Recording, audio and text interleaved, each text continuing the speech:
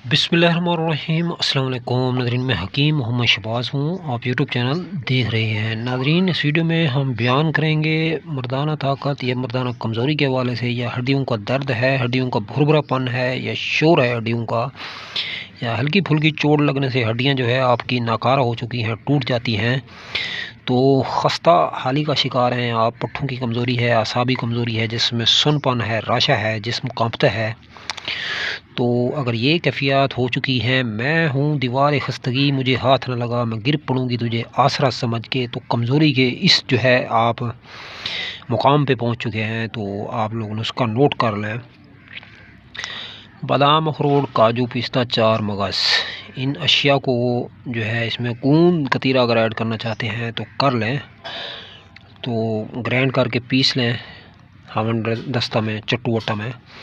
1 से 2 चम्मच दूध में ऐड करके सुबह शाम, या सुबह दोपहर शाम 3 वक्त भी ले सकते हैं, 1 वक्त भी ले सकते हैं, 2 वक्त भी ले सकते हैं।